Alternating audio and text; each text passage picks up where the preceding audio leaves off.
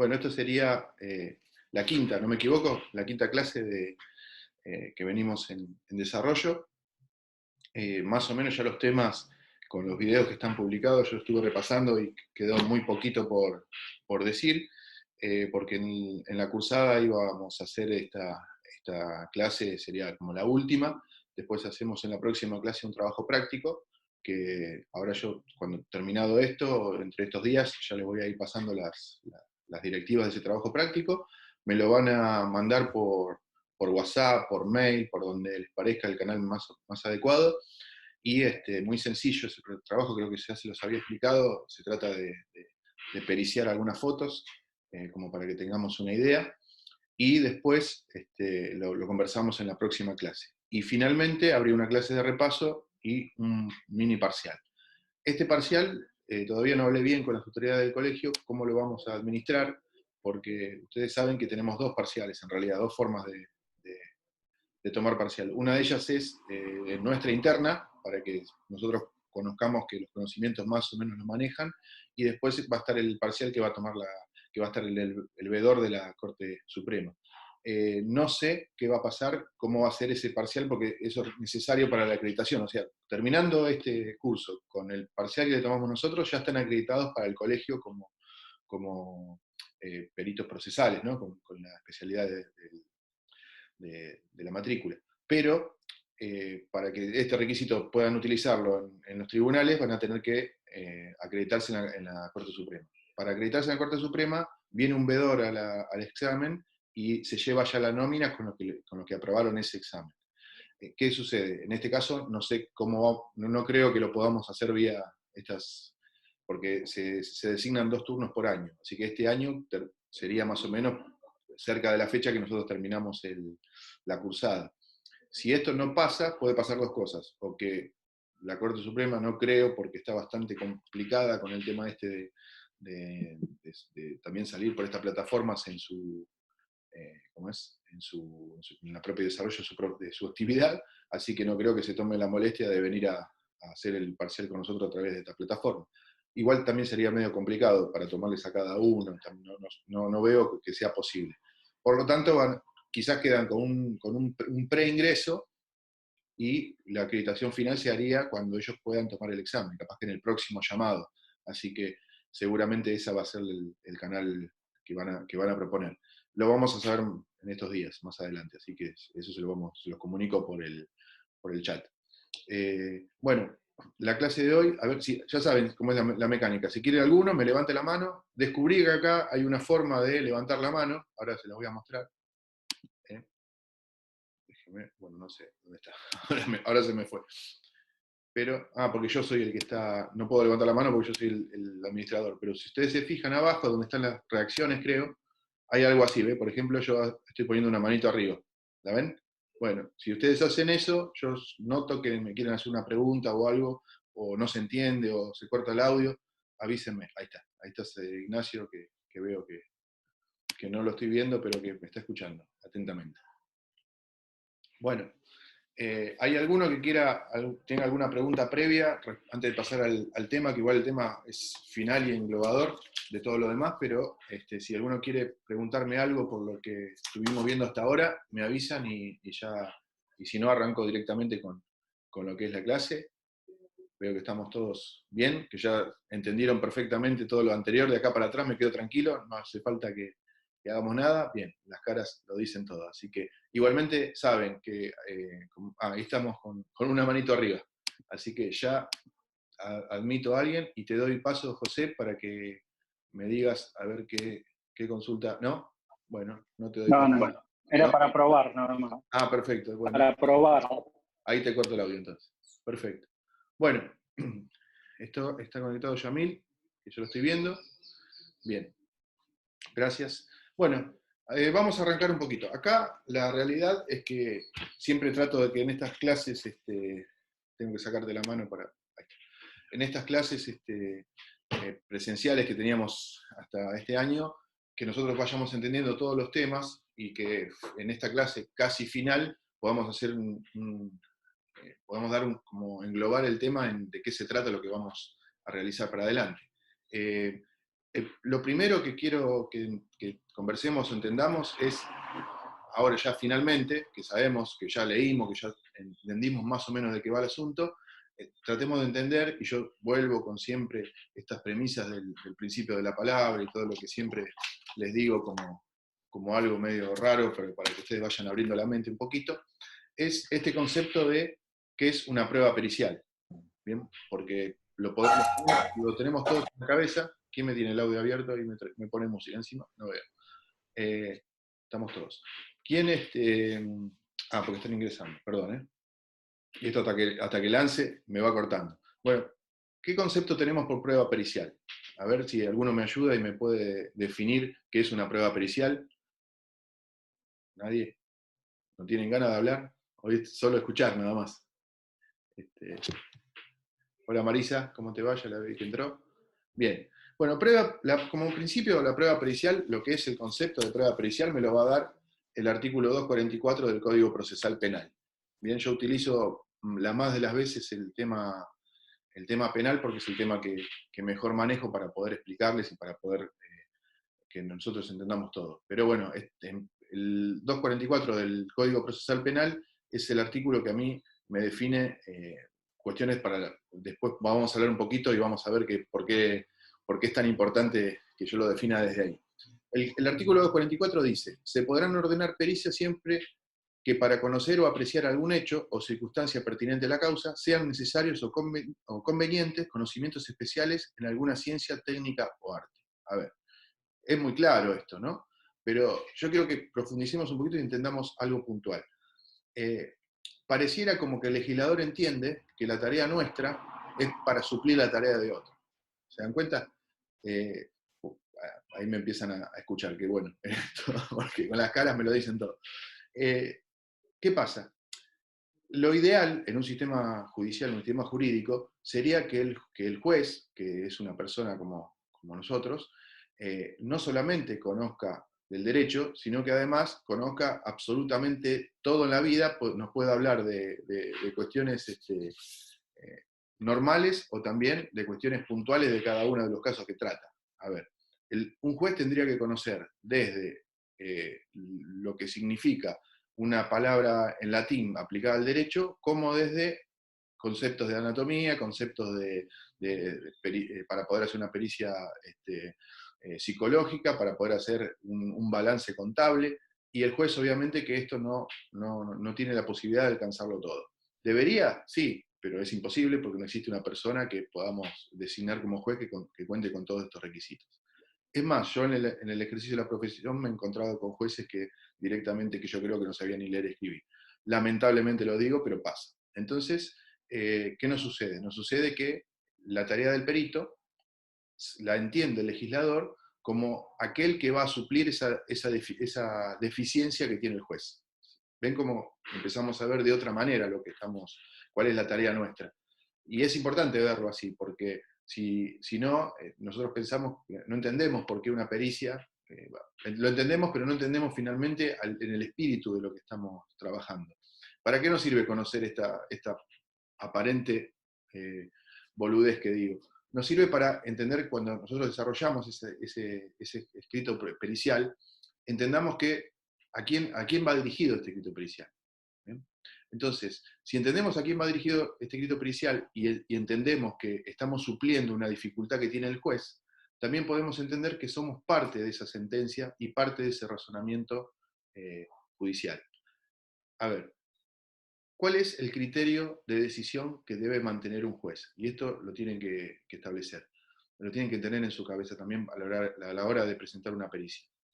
El juez va a desarrollar su imperio o va a jugar con una premisa fundamental, que se dice así directamente, el juez juzga con la sana crítica razonada.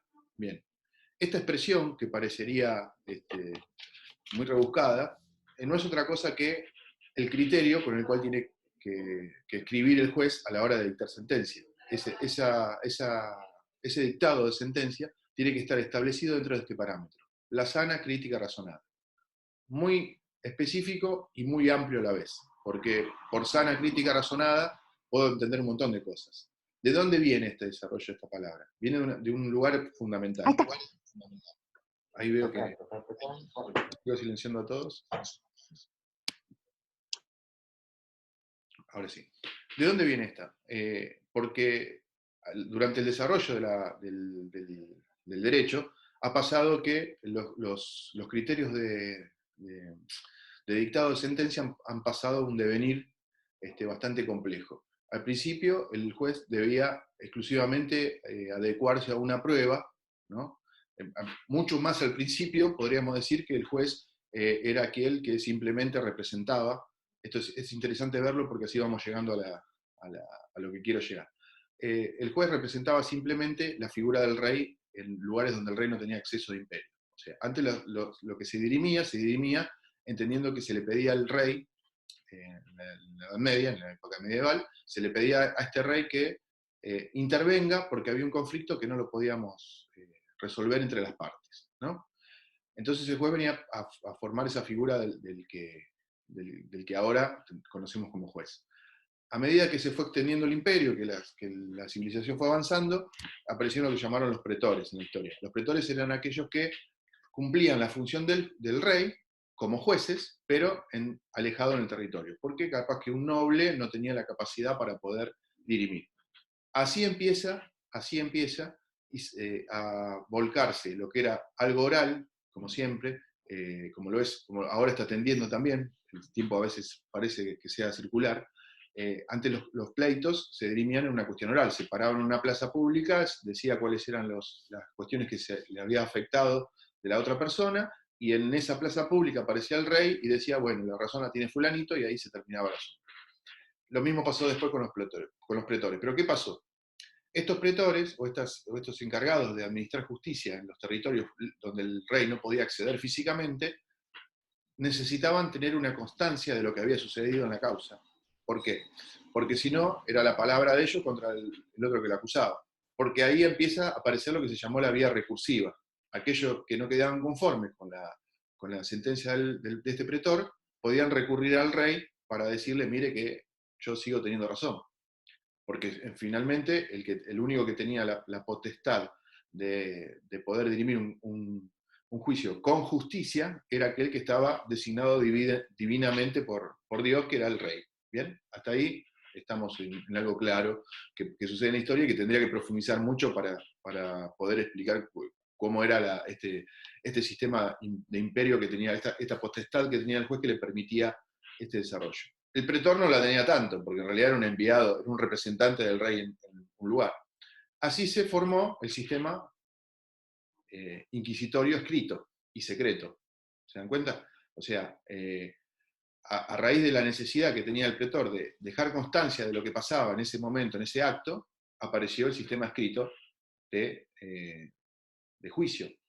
Y a partir de que apareció este sistema escrito, llega hasta nuestros días, pasando todo por el tamiz del Imperio Romano y todo lo que en alguna oportunidad, si quieren, puedo hablar, pero no viene al caso. Nos encontramos hoy con un sistema que es escrito y con tendencia a la oralidad nuevamente. ¿Por qué? Porque es mucho más fácil. Nada más que la diferencia es que este juez que nosotros tenemos, no dudamos, cuando alguien se constituye como juez, está constituido, no dudamos de su imperio, porque está designado a través de un proceso que está contenido en la Constitución Nacional. Entonces eso le da la autoridad para tener esta potestad. Bueno, todo esto para decir que esta persona es falible y no tiene las capacidades de poder conocer en todas las materias todo. Y también entenderlo de la parte de nosotros como peritos, porque lo vamos a necesitar a la hora de hacer una pericia. ¿Qué es lo que tenemos que entender? Tenemos que entender que nosotros participamos de esta sana crítica razonada que les estuve explicando hasta ahora. Vuelvo. Esta potestad de imperio que tenía en su momento el rey, nadie cuestionaba su decisorio. ¿Por qué? Porque era el enviado de Dios en la tierra, por lo tanto, lo que decía era palabra santa, como se dice. Nos vamos encontrando a lo largo del tiempo que esto se fue cuestionando, ya al extenderse los pretores. Entonces, ¿cuáles eran los criterios que tenía la persona que tenía el deber de juzgar? Y bueno, primero, el criterio de la lógica, en donde esto lo designaba través de su lógica. Pero a veces su lógica, en cualquier persona, no era no es la misma lógica que puede tener otra persona. Entonces ahí se genera un conflicto. Para ir mejorando esta cuestión, se fue analizando qué tenía en la cabeza el juez a la hora de juzgar, porque es imposible disociar una particularidad propia de cada persona que es su subjetividad. ¿Me entienden? ¿Qué sucede? Cualquiera de nosotros puede juzgar, pero va a juzgar de acuerdo primero a una subjetividad. No es lo mismo cualquiera de nosotros que tengamos que juzgar en un pleito de una compañía de seguro, no es lo mismo aquel que tuvo un siniestro que el que no lo tuvo como persona. No es lo mismo aquel que fue echado de un trabajo que el que no fue echado de un trabajo. No es lo mismo aquel que tiene encono con una clínica que aquel que no la tiene. Fíjense que a la hora de recibir esa demanda, su parcialidad va a estar tendida hacia su subjetividad. Bien, entonces ya tenemos que la lógica empieza a formar parte de la razón, del razonamiento. Que la crítica que se hace a sí mismo el juzgador va a tener que estar en línea con ese razonamiento. Y se dice sana crítica. Sobre sanidad, yo a ustedes no les voy a poder explicar mucho, pero la realidad es que tiene que ver con esto, tiene que ver que con esa crítica, sana crítica razonada, entender que para juzgar lo que se observa precisamente es un concepto que viene del lado de ustedes, de la sanidad. No, o sea, una persona que está con un problema de enfermedad mental, obviamente que no va a tener esa sana crítica razonada. ¿Por qué habla de razonada? ¿Por qué esta expresión dice que es razonada? Y razonada porque tiene que tener fundamento científico, esta razón, además de su crítica y su propio pensamiento. Por eso en una sentencia uno va a encontrar que además de el juez indicar cuál es su opinión respecto de la cuestión, por lo que así juzga, va a tener que indicar por qué lo hace de esa manera y cuál es el elemento que a él lo condujo a tal razonamiento. Y ahí aparecen los peritos. Y ahí aparecemos nosotros, para que él eche mano de su falencia en sus críticas y tenga la crítica de otra persona ajena al proceso que va a ser objetiva y que le va a dar apoyo a este razonamiento. ¿Se dan cuenta cuál es nuestra función acá?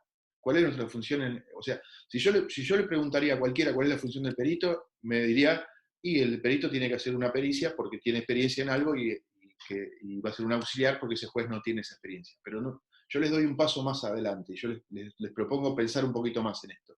No, el perito lo que va a hacer es acompañar esa falencia que tiene, como bien lo dice el legislador en este artículo, el juez para poder decidir, el juez, el fiscal, a quien que sea operador de la justicia en el momento que pide la pericia, para poder razonar, para que su sana crítica sea además razonada en virtud de algo científico que lo apoye. ¿Se dan cuenta? Ese apoyo científico no parte de otro lado que de la pericia. ¿Se dan cuenta? En cuanto a lo que tiene que ver con cuestiones complejas. Ya vamos a ver ahora sobre la diferencia entre perito y testigo, que acá la cuestión pasa por otro ámbito, pero la realidad es que lo primero que tenemos que entender es que como para poder definir lo que es una pericia o lo que es el trabajo del perito, es aquel que va a apoyar el razonamiento del juzgador. ¿Se dan cuenta? Como les cambio un poquito el eje de la cuestión para que puedan entenderlo. Si lo entiendo de esta manera, cuando yo me siento a redactar una pericia, voy a poder tener un elemento a favor, un elemento más, que va a ser el que yo no estoy construyendo un dictamen que va a ser exclusivamente para hablar sobre un caso puntual. Yo estoy haciendo algo más, estoy ayudando a la justicia, yo estoy haciendo algo más, estoy metiéndome en el razonamiento del juzgador, estoy metiéndome en este principio de entender que esa sana crítica va a ser razonada en base a mi aporte a la causa.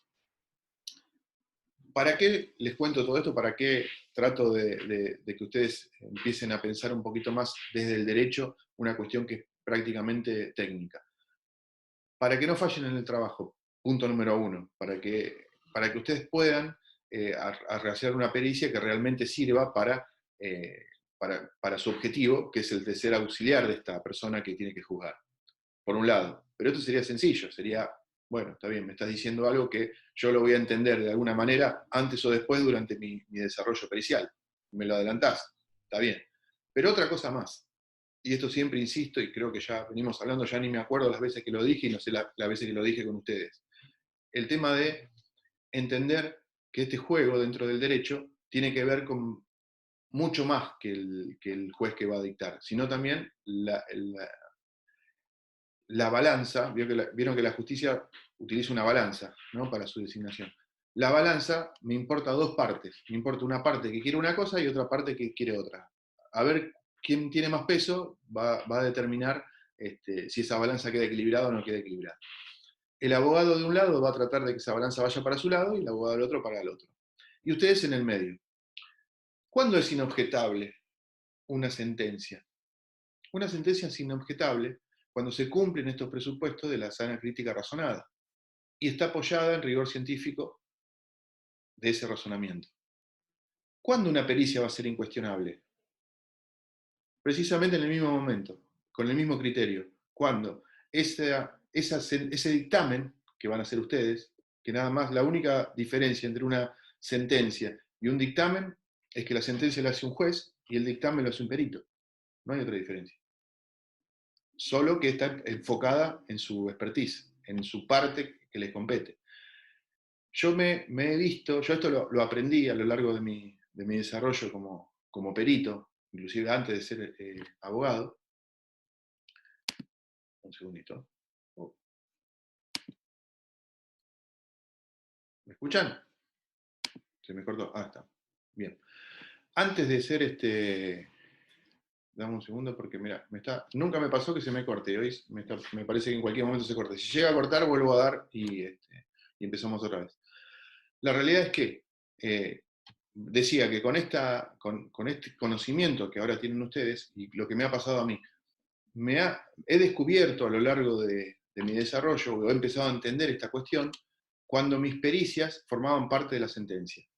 ¿Bien? Cuando mi dictamen era copiado y pegado en una sentencia, eso me decía a mí que yo estaba en el buen camino, que estaba haciendo lo correcto, o que mi pericia fue válida para el sistema. ¿Se dan cuenta? Mientras tanto, eso no lo entienden.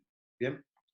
Mucho más sencillo y con el mismo pensamiento pasa cuando yo realizo, o cuando desde el derecho tengo que hacer una carta de documento. Y esto es un paralelismo, pero yo te los digo y se los muestro para que ustedes también entiendan de un ejemplo práctico.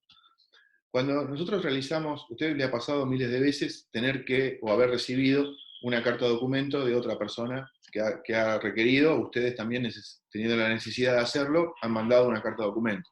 Es muy sencillo. Cuando un abogado redacta una carta de documento, la falencia que tiene un abogado que no pasó por este comportamiento pericial es entender que esa carta de documento está realizada y redactada para su remitente. ¿Se dan cuenta? No sé si ya se los dije esto, ¿puede ser? No.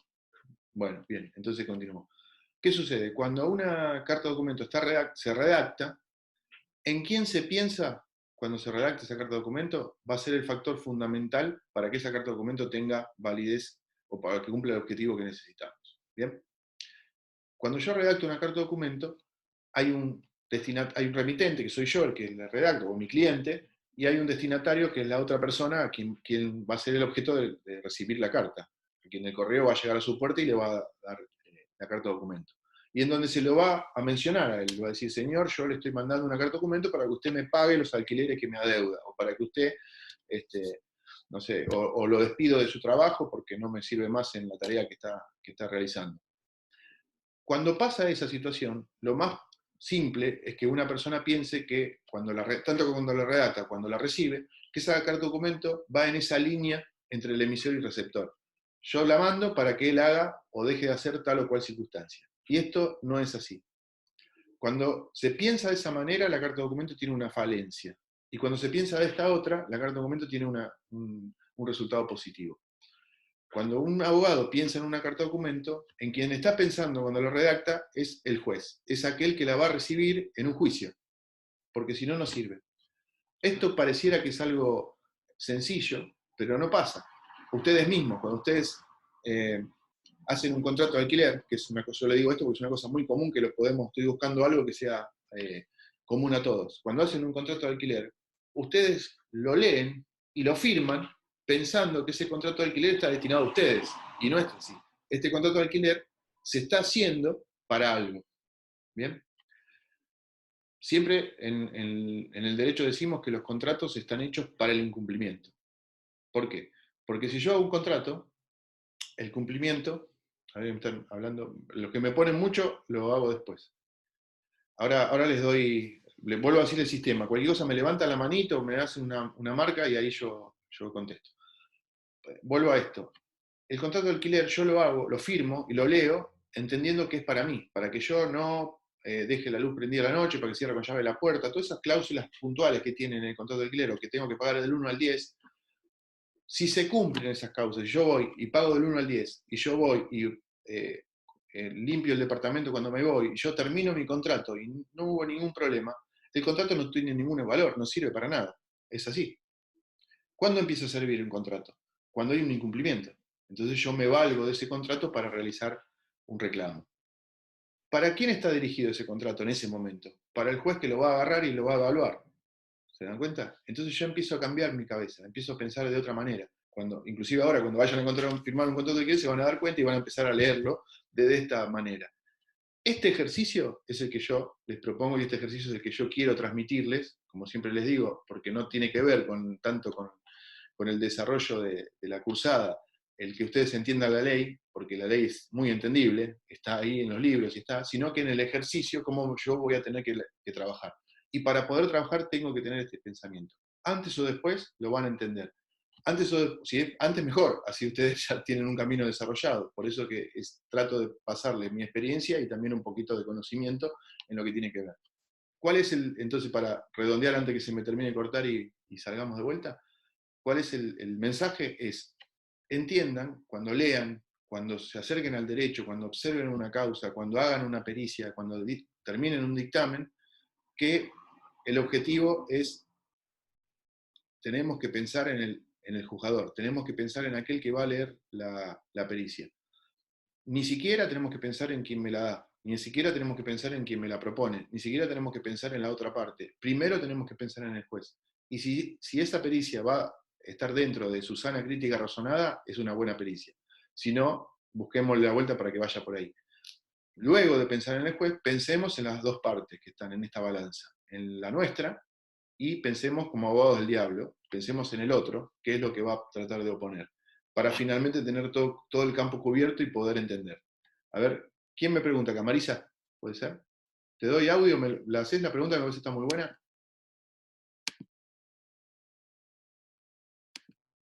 Espera, pero todavía no.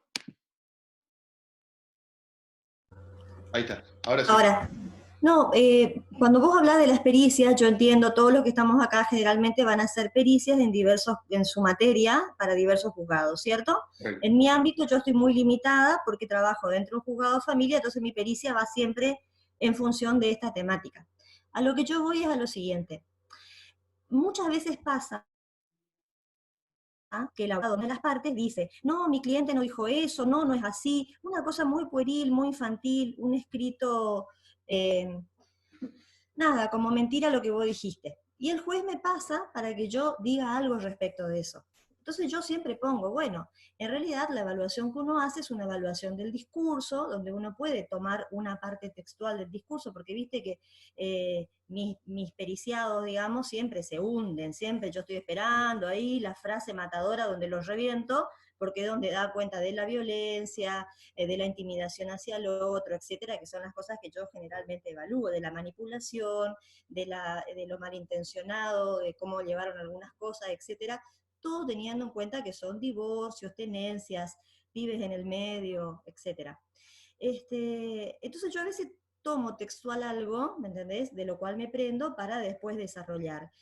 Entonces, lo que el abogado del otro dice, no, yo no dije tal cosa, lo que es una pelotudez, digamos, pero lo que yo digo es, uno analiza todo un discurso, toma un fragmento del discurso, pero uno hace una evaluación del discurso completo. Y esa evaluación no es la transcripción de un texto, porque yo no transcribo un texto como un escribiente, sino que lo someto a mi mirada y a mi formación. y con ese speech lo despacho. ¿Tengo que poner algo más? Sí, en realidad, ¿cuál sería la solución para el caso tuyo? Que grabes la pericia o que hagas una videollamada por Zoom y la grabes. A ver, ¿qué Como quiero que el decirte juez con se esto? ve obligado a mostrarme lo que el otro dijo para que yo diga algo. A mí me da por el quinto forro del orto, digamos, ¿me No entendés? entiendo, Tomalo, dejalo, esto es lo que yo pienso. no entiendo dónde vas, yo entiendo dónde vas, pero ¿qué pasa? Una cosa es la teoría, otra cosa después lo que sucede en la práctica y en otras cuestiones. Esto es Yo claro. quiero saber qué tengo que escribirle al juez para que no me mande esa Yo, pavada, ¿me yo te, entendés? O yo te para que se puedo, la tengan que meter en el orto, así nomás te digo. yo te puedo hacer un desarrollo, yo te puedo escribir el texto yo, te hago la pericia yo de lo que le tenés que poner, pero sería tanto lo que tenés que poner ahí, sería tanto, porque vuelvo a decir, si el juez sería una persona que tiene esa sana crítica sana, no hace falta repreguntarte sobre algo que te debe confiar en lo que vos decís, por algo sos auxiliar de justicia. ¿Estamos de acuerdo? Vos sos parte Ah, de un equipo de trabajo dentro del juzgado y sos parte de la formación de su sana crítica. Pero el juez, ni siquiera el juez a veces lo entiende de esta manera. Por eso digo que ahí es donde tenemos que entender y que ni siquiera pensar. me lo tendría que mandar, en definitiva. No, no te lo tendría que ni preguntar, esa es la realidad. Pero no sirve la pregunta, no sirve porque es ahí, esto mismo forma parte de lo que yo estoy diciendo, porque es un ejemplo claro de lo que sucede cuando esta sana crítica no es tal, ¿entendés? No, no tiene razonamiento lo que te está planteando el juez. Entonces vos lo que No estoy tendrías, mal en lo que yo pienso. claro, vos tendrías que contestar, o yo contestaría en tu lugar, doctor, busque en su sana crítica a ver qué le parece. Decide usted, si usted es el decisorio. Yo puse lo que ya dije.